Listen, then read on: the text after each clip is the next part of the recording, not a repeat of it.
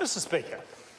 Grant Robertson. Thank you, Mr. Speaker. Well, I congratulate the member who's just resumed his seat on his ability to retain some numbers in his head just before, because he had, I did read them, that's true, but he had a number of numbers in his speech. And so let's start by talking about that and perhaps raising some of the other numbers that the budget policy statement draw out for us.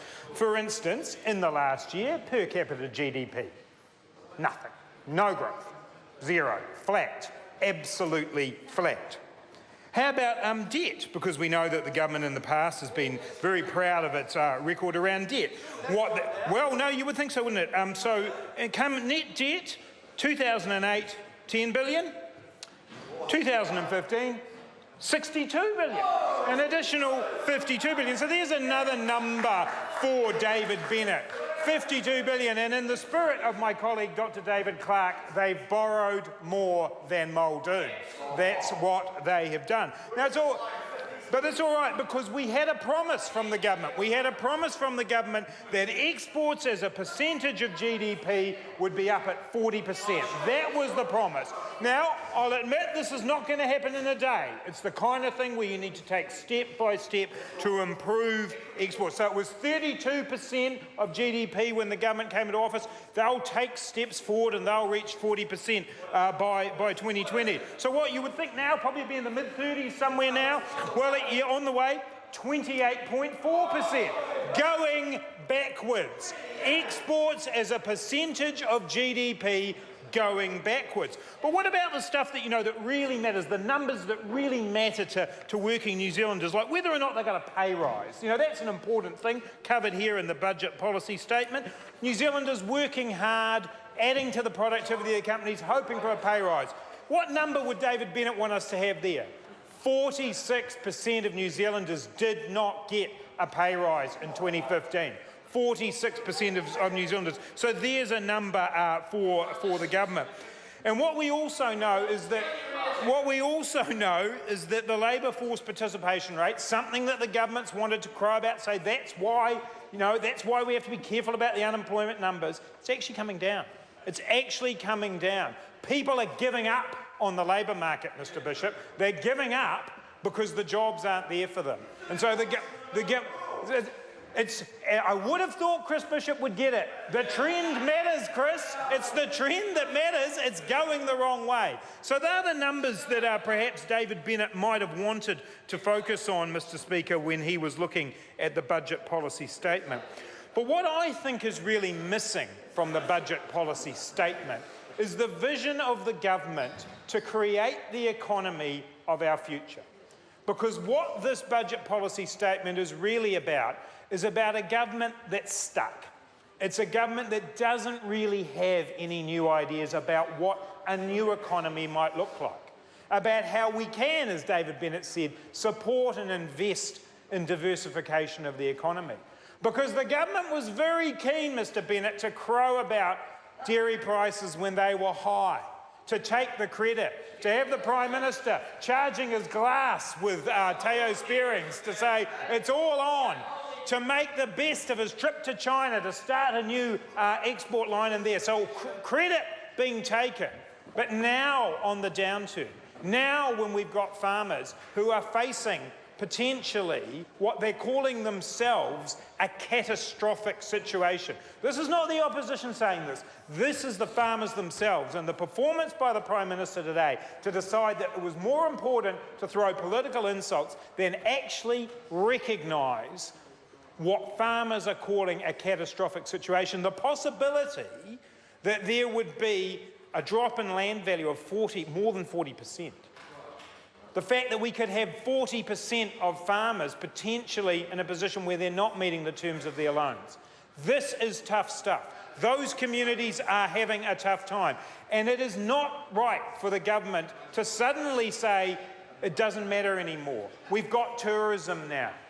It's not actually a diversification strategy to let one industry collapse in the hope that that means another one looks better. The only reason tourism is now larger is because dairy's gone down.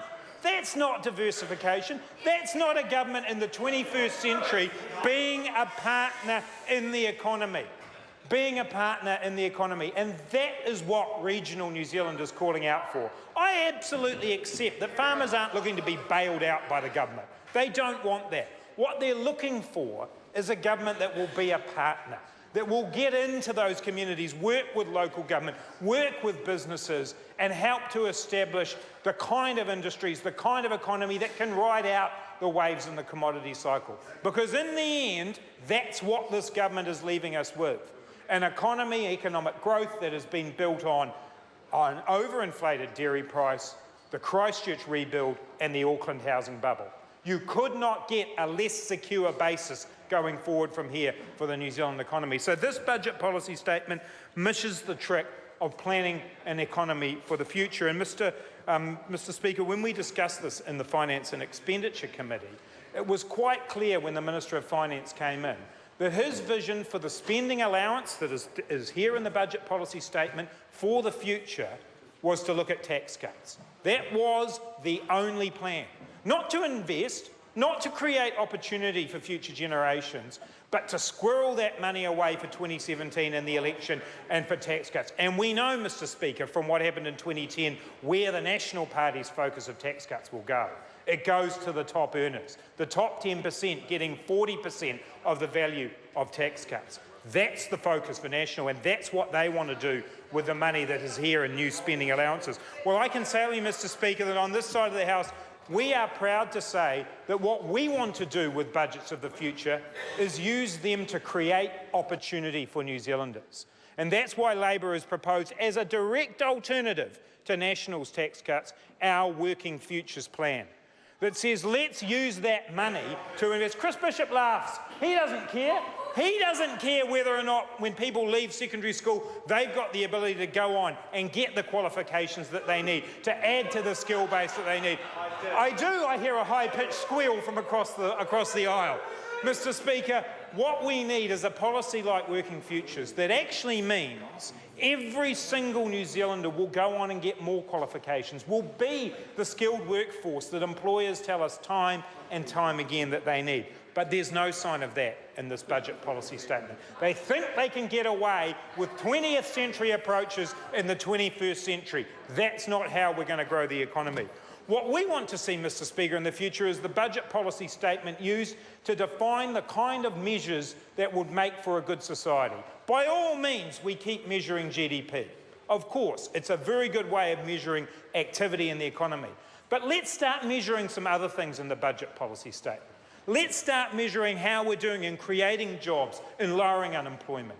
Let's set as a goal that wherever you live in this country, you should be able to get a decent job. That should be a goal of any budget. Let's make it a goal to have targets to reduce child poverty in the budget. Let's hear about them. The government's so scared of that, they won't even set a target for child poverty, let alone use the budget to actually measure it.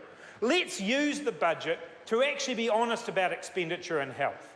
Because we heard David Bennett tell us that health expenditure as a percentage of GDP has gone up. It hasn't, Mr. Speaker. It's gone down. It's gone down. We need to have a budget that says we will set up the building blocks of society strongly. Education, health, decent work, and getting kids out of poverty. That's what the budget policy statement should be saying today. A vision for how we will create opportunity, how we will create an economy that is based on diversification and on giving people an opportunity for decent work in the future. We are facing huge change in the workplace, technological disruption, globalisation, and we've got a flat-footed government looking in the rear vision mirror. What's needed is a budget policy statement that says today we will work with business, with local government, with the community to create the jobs of the future, to give every New Zealander the dignity of a decent job, backed up by a decent home, good education and good health, and not allowing one child to grow up in poverty. That should be in the budget policy statement. That would be in a budget policy statement from a Labor government. It is sadly missing today. Chris Bishop.